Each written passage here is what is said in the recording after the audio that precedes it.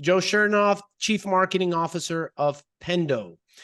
Joe is a marketing leader, advisor to SaaS startups, and B2B marketing blogger, speaker, and volunteer. As I mentioned, he's a Chief Marketing Officer of Pendo. Before Pendo, he was a Chief Marketing Officer of two Boston startups, Robin and Insight Squared, the most awarded sales intelligence company in tech. Previously, he ran HubSpot's content team, which consisted of one of the most popular blogs in all of tech, a top 5 business podcast, and a long-form content that generated 80% of the company's marketing source leads. He's been involved with organizations that support wildlife conservation, including raising awareness of the impacts of shark finning and elephant poaching. Volunteer work has been featured in Popular Science, Nova, Huffington Post, Yahoo Fast Company, Business Insider, Upworthy.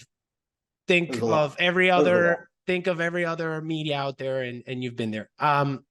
So welcome, Joe. I appreciate you and your time. Thank you for being here. Oh, thanks for having me. I'm looking forward to it. Yes, me too. All right, so let's start this off with the basics, which is for those who've never heard of Pendo. Who are its customers and what problem are you helping them solve? The simplest way to put Pendo is software that makes your software better. And so our product, our technology lives inside of other software products, allowing the teams that create those products to understand usage patterns, be able to serve in-app messages to users, collect feedback within the application, all in service of making a more successful software application.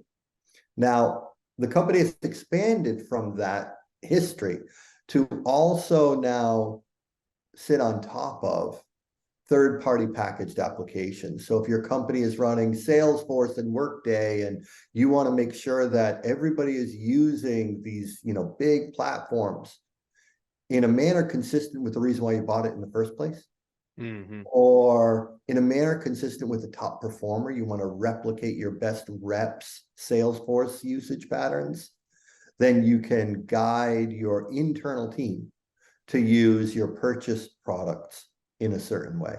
So it's whether it's bought software, sold software, it doesn't matter. Pendo exists to make whatever software you're selling or running function better. And you began your journey in Pendo. Now it's been 4 years. Almost 5, yeah. Almost 5. Advisor before that, so it really goes back a good 6 years. Got it. So 6 years. The company has been around 11 years, something like that. 10. 10. We just had our 10th anniversary, 10th birthday last week. Congratulations. Last week. Oh, wow. Yeah. Congrats. So when you joined the company, how did you figure out what would be your priorities? What questions do you ask yourself? I love trying to see if there's certain type of playbook, right? You've come from building already and vast experience within the marketing space from other market leaders. So I'm curious, when you came into Pendo, were there questions that you always ask yourself of like, all right, how do I set myself up for success? And how does the company continue setting itself up for success when it comes to marketing? Yeah, I have a funny relationship with playbooks. I'm skeptical of a CMO who has a playbook. I'm not skeptical of a sales leader who has a playbook. I think that makes sense. But every day, the channels that perform change. Every day, the content that resonates changes. And to have a playbook means if I've got one playbook and I just sort of show up at companies and say, you're buying me and this precious playbook, in order for that playbook to work, I have to join a company for which that playbook applies. So it puts a lot of pressure on me finding playbook employer fit. Right. And that, I'm not that good at picking companies. Yeah. And so I think it's probably easier to say, look, there's this collection of marketing practices that, depending on circumstance, can be effective or ineffective. And it's my job to understand the relationship between the circumstance the company is in today and which plays make the most sense from a marketing standpoint, and then do my best to anticipate what the company's going to need 6-12 months out, and start to ruminate on what adaptations we're going to need to make in the future. I find that playing, like, understanding the sort of like they talk about like total addressable market, the total addressable marketing plays and the circumstances the company is facing. I find playing matchmaker easier there than saying I have a fixed playbook and by God, I got to find a company for whom that playbook matches. I think the former is a little easier for me to do. That makes sense completely. And when you joined, what was the company at that phase? What were you going for? I mean, were there certain challenges? Every company has challenges day in and day out. In your experience, when you joined, were you looking already at a lot of challenges were like the expansion, the growth? Had it already had product market fit? What was at that stage the priority for the marketing? When I joined, we were about 300 employees and about 35 million in recurring revenue. And our biggest challenge at the time was we weren't that well known in the Bay Area. And the Bay Area, you live there. The Bay Area is awfully fond of other Bay Area companies. And where did you guys get started? We're started and still headquartered in Raleigh, North Carolina. There you go, North Carolina. We're kind of like a stranger in the Bay Area, right? Like a Southern company. It was good for PR, but it wasn't good for like we didn't have a big presence there. So our employees weren't at parties with other startups, and there's this sort of grassroots recognition. We didn't have that. So we spent a lot of time trying to think about how we build our brand presence in the Bay Area. And in a way, it was like, man, those were simpler times.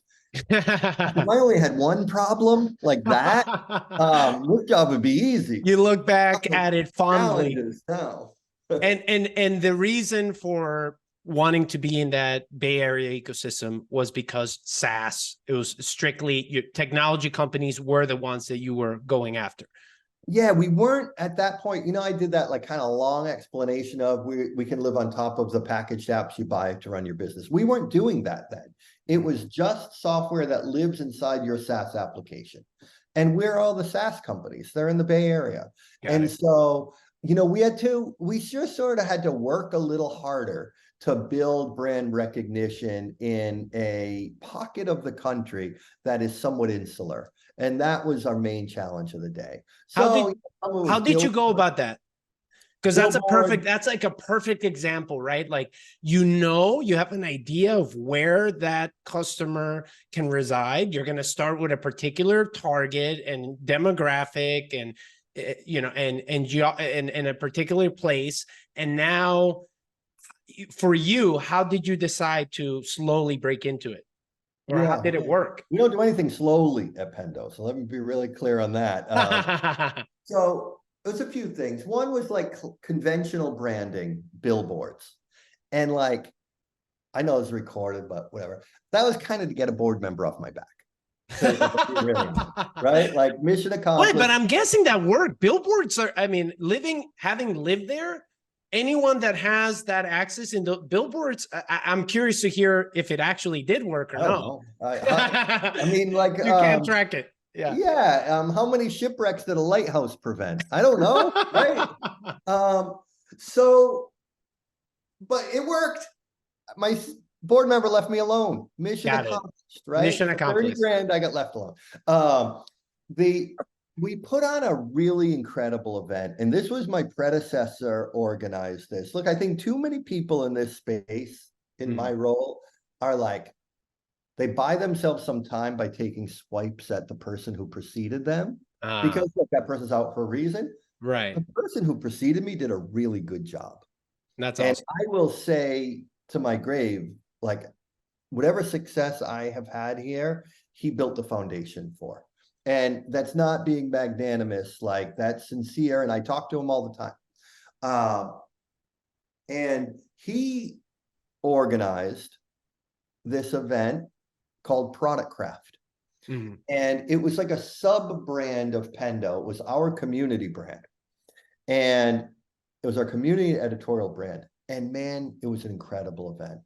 It was in San Francisco. We invited all like the who's who of tech, and everybody showed up.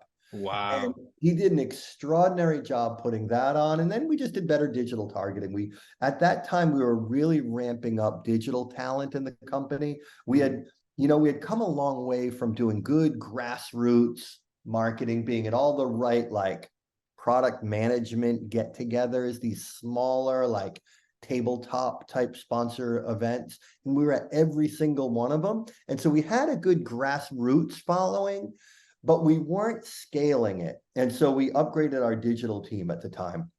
We hired this incredible guy. He's still here today. He joined us like a manager, and he has just, skyrocketed in the company. And he's really led us to be much more sophisticated digitally than we were before. Are you still doing that event? Is that an ongoing thing or no? Or that evolved into something else? Yes. So that event we retired, and it sort of retired around COVID. And well, it didn't more than sort of, it retired right at COVID. But the momentum we had from that event and from the editorial brand. So there was this brand that was like, it was called Product Craft, and it was about the craft of product management. It's brought to you by Pendo. And the traffic referred from that site to our site was our highest converting traffic. That was our best source of organic traffic. And so this event sort of proved the concept that it was sort of proof of concept for the idea that product managers need a community and editorial that doesn't have a brand's finger on the scale, right? And so based on that proof of concept, we acquired the world's largest community of product managers. It was an acquisition that I was the executive sponsor of, called Mind the Product. And Mind the Products events now have replaced Product Crafts events, but they serve the same purpose as Product Crafts. So we just went bigger with Mind the Product. So we were able to prove the thesis with our own brand, and then retire that, and I want to say upgrade, but like go bigger by acquiring Mind the Product. I love that. When did that acquisition take place? Was that a couple of years ago, or? Yeah, it will be 2 years in February. So about 1 year and 9 months ago. I love that you found a community of exactly the people that work within your ecosystem and product, and you're like, yeah, let's just get it. Let's acquire it. I haven't number one thing I that. wanted to do when I joined. So when I was at HubSpot, Kip Bodnar, now CMO, he and I used to talk all the time about why don't more brands buy communities? Why don't I was just going to say that. Now you make me think very strongly about this, of like, it makes sense for sure. So be careful when you do it, because founders may laugh at this, but here's the metaphor I have for what it's like to work in venture-backed SaaS. I once saw a nature show, and somebody had created this like submarine that could go deeper in the ocean than any other submarine. And they go down, they find life that they didn't know existed. It was just plant life. And it was these like tall tubes, and they created this pressurized chamber to replicate the pressure in the ocean's floor that deep. They like somehow ingest the tube into this chamber while maintaining the pressure, bring it up to the surface and open it up to study it. But they only have like minutes or seconds to study it because the pressure change causes it to crumble. It doesn't have pressure literally holding it together, right? It's not the added pressure that kills it. It's the absence of pressure that kills it. And we live in a world that is a lot like that tube on the ocean floor. There is a lot of pressure. You're growing at 50%, grow at 80%. You're growing at 80%, grow at 120%, right? The electric rabbit is always faster than the greyhound. That's how they get the dog to run fast, right? And so when you acquire a community, you're taking something that is often a lifestyle business. Yep. Often people are doing something that is like almost somewhere in between a business entity and a nonprofit. Right. It's very mission driven. And the revenue is lumpy, right? There's not usually a subscription. They usually don't have any funding, and they like share in the profits, and it's a great life. And then you put them on the ocean floor next to you. And it's a dramatic change for them. Yep. And so my advice to anybody is, if you're going to explore acquiring a community, be really clear with the folks that you're acquiring about what it's like to work in that company, because you're used to the pressure. To that tube, that's what just normal life is down on the ocean floor until you pull it out. And that's been my biggest learning, is just, boy, we exist under a lot of pressure and we don't even realize it. That makes a lot of sense. Have you noticed a difference between how did the community react to something like this? Did it matter? Were they like, well, it's, there's different incentives now. It doesn't feel as organic. I'm sure you could have had a fallout. What did that look like? Yeah, like, so that's the question that we were all asking ourselves at the time. Will the community say, there goes the neighborhood? Now, corporate overlords have bought us, and watch, it's going to be Pendo ads. And so I'm going to bet that there might have been a bit of that, but that it stayed fairly strong, because at the end of the day, you're providing that focus and that value that they originally came for. That's my bet, but maybe not. Alone. Yeah, you got to leave it alone for a while. And so it's like pinball, the old pinball machines. When you tilt the machine, they were mechanical. There's a pin inside that when it, waves, it triggers the tilt. And you got to like leave the machine alone for a while for it to stabilize before you could play again. You just have to leave the machine alone. Like when you acquire it, you've tilted the machine. News goes out, and members of the community did say, well, this was great while it lasted. Not a lot of them, but enough of them. Yeah. And then it's on you. You can lean into that and start making changes right away and legitimize the suspicions they have. Or you can say, I'm going to surprise you all. I'm not even going to touch this thing, and back off and leave it be. And it's hard, right? Because you just got a new toy and you're like, oh my God, I got tens of thousands of people I want to sell to them all. And so your job is to hold sales back and say, don't strip mine the community. The minute you do that, you've destroyed this asset. This is where we want to harvest, not where we want to hunt. And you really have to keep that mindset. And the community got over it really quickly. Wow. Yep. That makes a lot of sense. And so I'm guessing in your end, it was, you let it alone for some time, and you slowly started integrating little by little certain aspects of it, certain changes to it. Yeah, like we'll put a little more pink in their brand. We'll say brought to you by Pendo. We have an event called Pendemonium. And maybe we'll have a Mind the Product event that begins the day before Pendemonium to try to draft off of one another's audiences. It's, you want to find the cry uncle point. Like, when have we taken it too far? Right. And so you just want to inch your way into, I don't want to say commercializing it, but inch your way into making it clear that this community is also part of a software company. Mm-hmm. And without turning off the community. And Yep. so you test something, see how the community reacts. If they're okay with it, you push a little further. Yeah, that's a balancing. That's a balancing act for sure. You've been an advisor at SaaS startups and B2B marketing, blogger. What common challenges do you find as you advise startups? Are there certain common challenges that you find that they're constantly facing when it comes to marketing efforts? And what advice would you give to some of those teams? Yeah, I'm trying to think if my points are different or the same. So I'll just start talking and we'll. Yeah, go for it.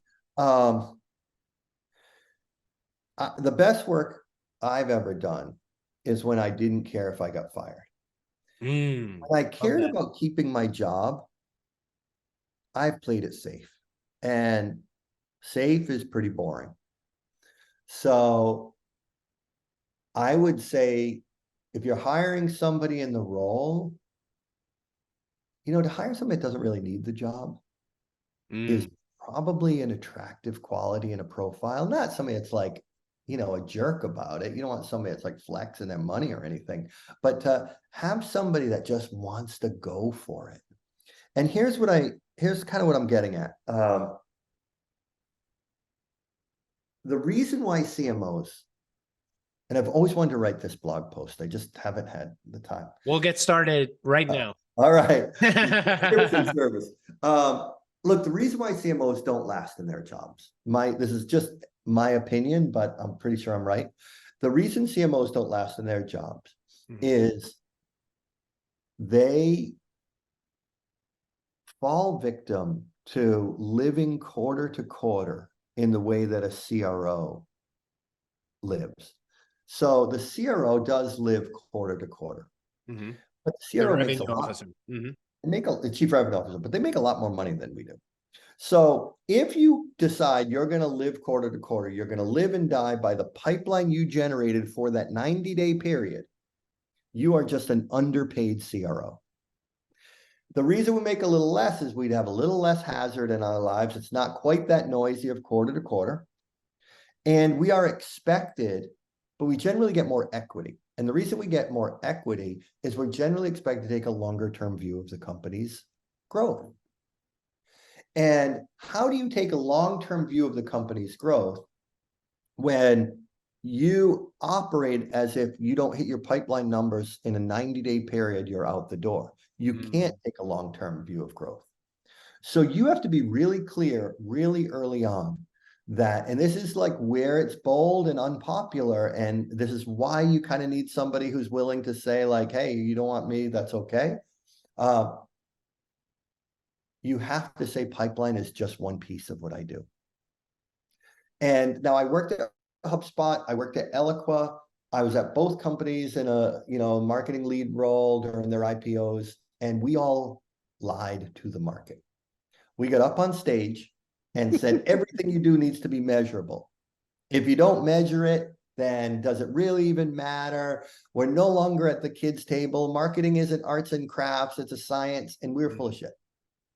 The reality is plenty of what we do, you don't really measure, right? And often that's the most important work you can do, because what you're trying to do is find points of leverage. The HubSpot blog turned out to be a point of leverage for that company. Brand is a point of leverage for a company. And if you're only worrying about pipeline in a 90-day window of time, you don't have time to pursue leverage. That is, how are you going to get a step function of growth later? And so what I would say to those CEOs is, if you're thinking about marketing, think more about leverage and less about pipeline. If you're hiring somebody for the role, listen for somebody that's thinking long-term, where are my points of leverage in getting a step function in this business, and a little less about pipeline. Pipeline is the height of your floor. Leverage is the height of your ceiling. So think of the growth curve that VCs expect from their portfolio companies. Kind of like a J curve, right? for a while, you're going to be hiring, you're going to be onboarding, there's going to be leadership changes. So yeah, we get that there's going to be some bumps, but at some point it's logarithmic. Well, pipeline gen is linear. So you're going to fall behind that growth curve, that expected growth curve. You need something to bridge the divide between linear improvement, pipe gen, and the step function growth that your investors are going to expect of you. And the distance between the two is leverage. And if you don't have a CMO that's thinking that way, you're just going to churn through CMOs. That's my belief. I love this. I love this. How do you strike that balance between that long-term brand and then the short-term, lead generation pipeline? You mentioned HubSpot, right? And how they went about it. Can we go a little bit deeper in that? Could that be an example that we can use of how? Yeah, HubSpot, look, when they built that blog, which was their first point of leverage, and freemium was the next point of leverage, I mean, they just keep getting it right. They didn't know that the blog was going to be as transformational as it proved out to be. They were just willing to make a bet. They were willing to make a bet. When we started the podcast, it was me, Mike Volpe, and Brian Halligan being like, there's a lot of business podcasts and they're all kind of lame. I don't know what we're going to get from it, but like, shouldn't we have one? I was calling Sirius XM radio every day trying to get inbound radio, channel on Sirius XM. Never worked. They never called me back. But but what we were doing is saying, like, I don't know what number I'm going to put to this on day one, but I know if we have it, it's going to be a good thing, right? And when you fall into that trap, that's why I said we all sort of got up and lied to the world and said everything you need to do should be measurable. Well, there's also just like the common sense of being a sentient being on this earth that says if we had a podcast that everybody loves, good things are going to happen for the business. Now, the way HubSpot measures it now is really sophisticated and totally counterintuitive. I don't know if they got away from this, but the way they're measuring it as of a couple of years ago when I talked to Kip was they looked at their cost per customer acquisition.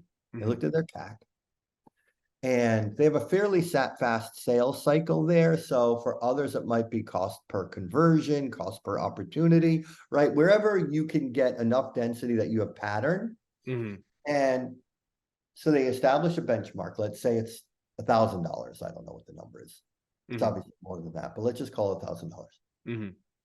And so if they're performing at $900, so they're beating their benchmark, they will spend less on brand because their brand awareness is sizable enough at that time. That's why I said, depending on where you're at any given moment in your company's history, the strategy may be different.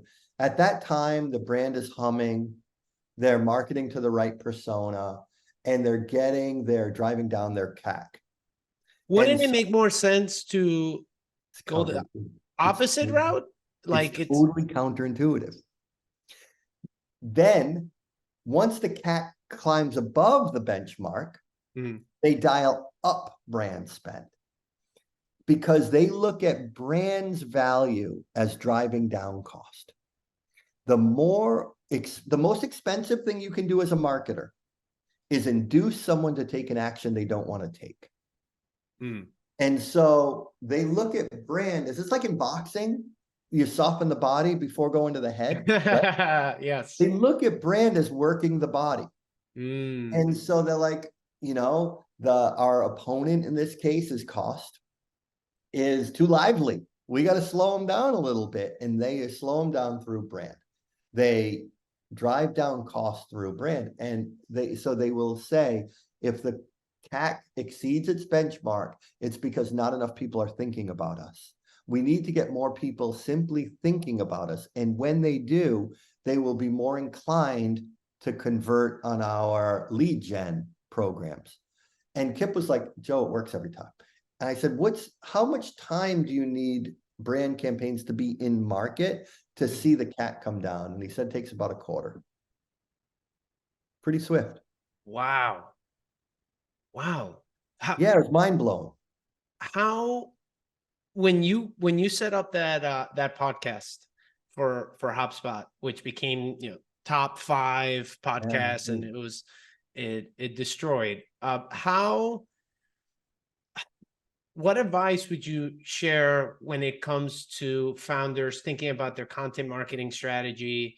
And obviously, look, every business has this particular clients and targets and all that. But in general, if we were to grab certain best practices when it comes to content marketing, what things come to mind for you as something that a founder should be aware of? I think there's 2 ways to be successful, maybe 3. The third is something I'm not good at, which is really figuring out distribution. Never really been good myself personally at figuring out creative ways to distribute content. I've always just sort of felt like it's a meritocracy, and in the end, the best stuff will rise. And I felt like I was better at creating the best stuff than I was at being clever on distribution. So there are people out there better at distribution than I that could answer that part of it better than I can.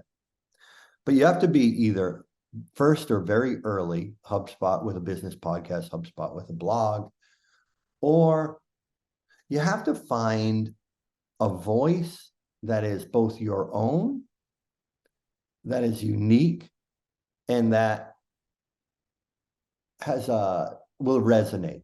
Like my buddy Logan Bartlett, VC at Redpoint, he starts getting on Twitter really late, but he knows he's funny, and he just starts shit posting, and he starts blowing up.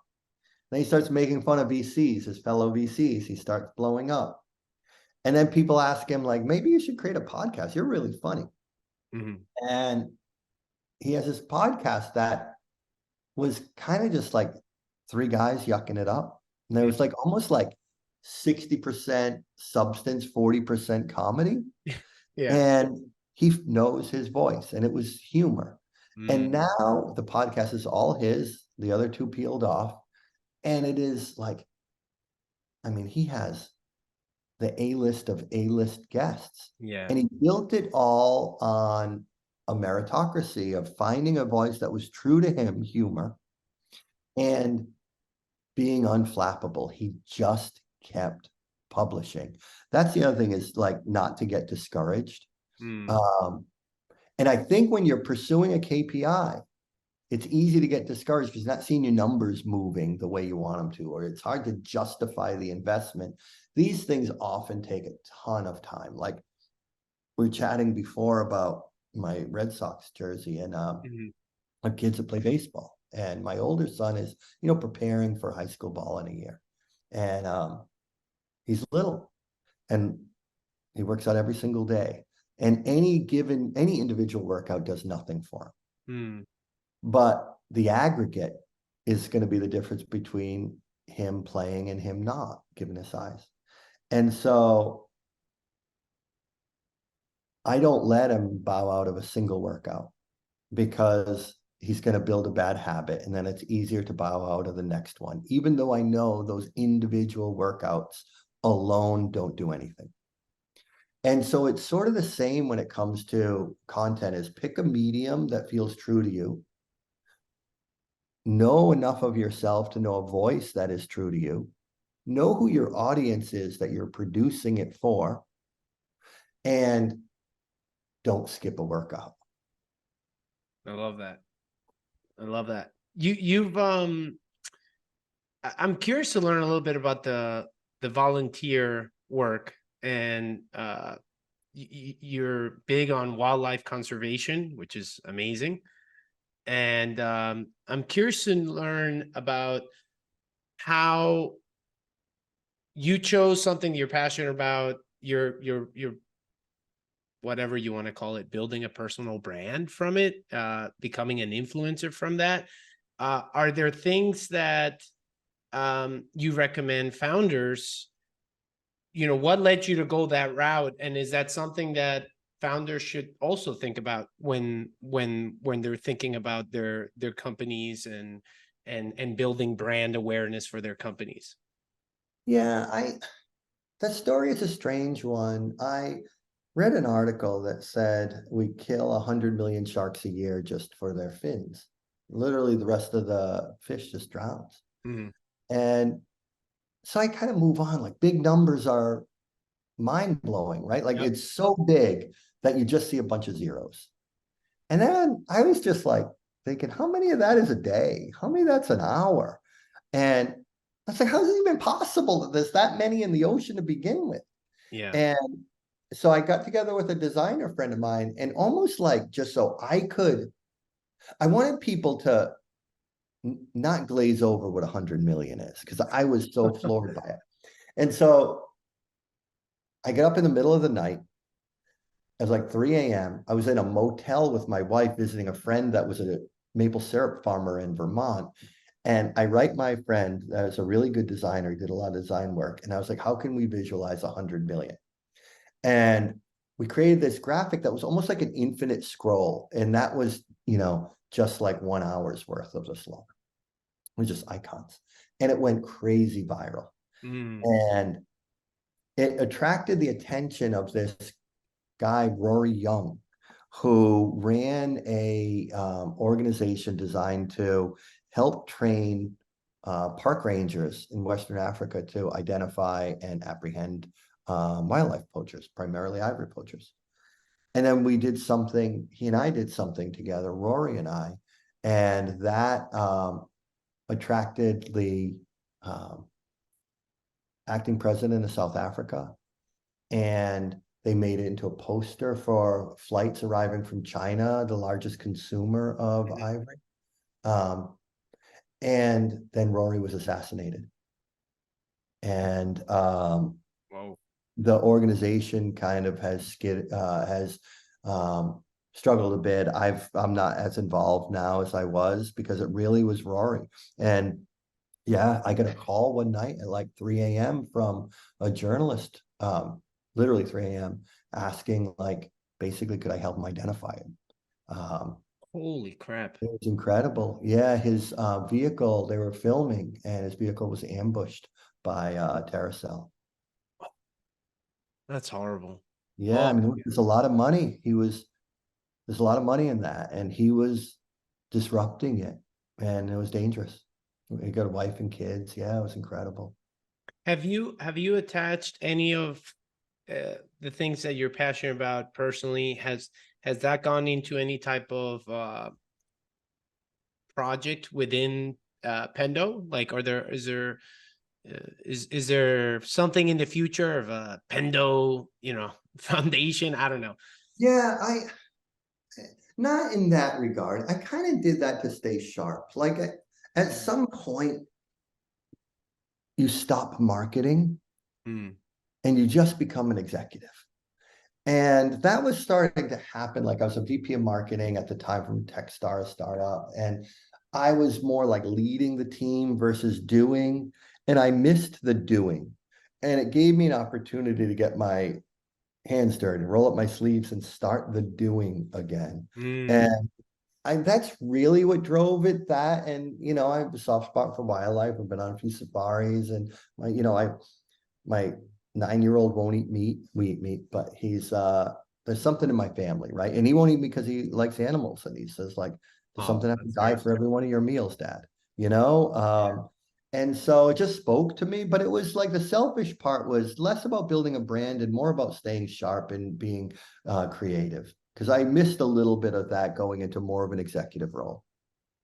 What and I think this might be the last question for you here, but what trends do you see when it comes to content marketing and emerging formats? Is there certain things that people you've come across and are really interested in, or that founders should just keep an eye on when it comes to? Yeah, I'd say, for me, when I say eloquent content marketing was leverage. Freemium could be leverage. Your brand could be leverage. Your personal story could be leveraged in terms of a really interesting story for PR, right? Don't look at content marketing as I need to do this. Like Gainsight's event, I was friends with their CMO. They put on a really great event, and early on that really propelled that company forward. I really applaud Anthony's work. That's another company. That's a perfect example of building that community and gaining success from the event side. They made CS a thing, right? And so if content marketing speaks to you because it resonates with you on a personal level, or because your buyer doesn't have anybody that's providing them with the sort of content that MarTech companies have always provided their buyers with, so there's an opportunity, then pursue it. But don't pursue it because like HubSpot did it, HubSpot was successful, because it's a different company, a different moment in time, right? That's the playbook. And that's what I'm trying to tear up. It's what is your buyer's circumstance, your company's circumstance, and what is the opportunity for leverage? It may be content marketing, it may not, right? And so I would say think of brand as leverage, think of your story as leverage, think of freemium as leverage, think of a community like Mind the Product as leverage, think of potential content marketing programs as leverage. But try to find leverage. Don't try to be awesome at content marketing because they may not match. That's what I would say is pursue leverage. Oh, I love that. Joe, thank you so much for your time. All right. Thank you. Thank you. This was a lot of fun. Good interview.